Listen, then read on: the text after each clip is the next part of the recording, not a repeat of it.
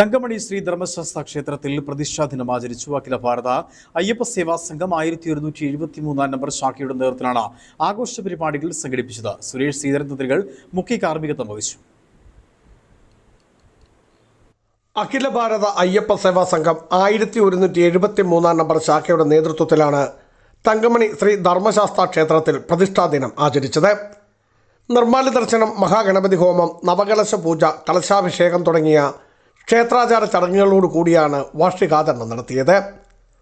ക്ഷേത്രം തന്ത്രി സുരേഷ് ശ്രീധരൻ തന്ത്രികളുടെ മുഖ്യ കാർമ്മികത്വത്തിൽ അരുൺ ശാന്തി, ക്ഷേത്രം മേൽശാന്തി CN ചന്ദ്രൻ എന്നിവർ സഹകാർമ്മികരായിരുന്നു.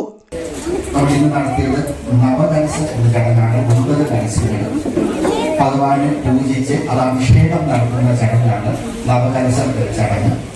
അതോടൊപ്പം തന്നെ നമ്മുടെ ഇവിടുത്തെ ഉപദേവന്മാരായിട്ടുള്ള ഘണ്ടാകർണൻ, അതുപോലെ ഗണപതി, ശിവപാർവതിമാർ ഉൾപ്പെടെയുള്ള ഉപദേവന്മാരെയൊക്കെ സങ്കല്പിച്ചുകൊണ്ട് ആ ബിംബങ്ങൾക്കൊക്കെ ചൈതന്യം വർദ്ധിപ്പിക്കുന്നതിന് വേണ്ടി എല്ലാ വർഷവും മുടക്കം കൂടാതെ പ്രതിഷ്ഠാ ദിനത്തിൽ നമ്മൾ ചെയ്യുന്ന വിശിഷ്ടമായിട്ടുള്ള ചടങ്ങാണ് ദർശനമുള്ളത്.